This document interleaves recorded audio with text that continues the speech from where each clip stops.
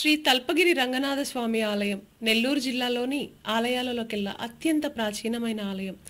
ఇది నెల్లూరులోని రంగనాయకులపేటలో పెన్నా నది ఒడ్డున ఉంది. 12వ శతాబ్దానికి చెందిన ఈ దేవాలయం మొదట శ్రీ వైకుంఠంగా పిలువబడేది. 17వ శతాబ్దం తర్వాత ఈ దేవాలయం శ్రీ తల్పగిరి రంగనాథ స్వామి ఆలయంగా ప్రసిద్ధి చెందింది. ఈ దేవాలయానికి సంబంధించిన గాలిగోపురం 7 అంతస్తులుగా నిర్మితమై సుమారు 95 అడుగులు ఉంటుంది. ఈ గాలిగోపురం పైభాగాన బంగారు పూత పూసిన 7 కలశములుంటాయి. రంగనాథ స్వామిని విష్ణువు ప్రతిరూపంగాను, రంగనాయకి అమ్మవారిని లక్ష్మీదేవి ప్రతిరూపంగాను అభివర్ణిస్తారు. గర్భాలయంలో శేషతల్పంపై శయనముద్రలో శ్రీ రంగనాథుడు నయన మనోహరంగా దర్శనమిస్తాడు.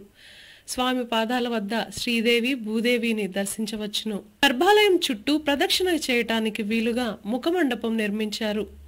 ప్రదక్షిణ మండపంలో ఉత్తర భాగంలో శ్రీ రంగనాథుని పాదాలు, పద్మనాభ స్వామిని చూడగలము.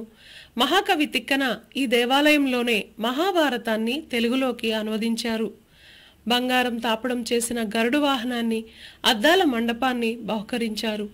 ఈ గోపురంపై అనేక దేవతా విగ్రహాలను అందంగా తీర్చిదిద్దారు. గర్భగుడిలోకి ప్రవేశించే ఉత్తర ద్వారం ముక్కోటి ఏకాదశి నాడు మాత్రమే తెరిచి ఉంచుతారు.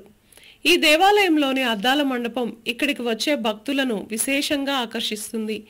ఈ అద్దాల మండపంలో సీలింగ్కు చిత్రీకరించిన శ్రీకృష్ణుని తైలవర్ణ చిత్రం మనం ఎటువైపు నిలబడి చూసినా మన వైపే చూస్తున్నట్లుగా మనల్ని మంత్రముగ్ధులను చేస్తుంది.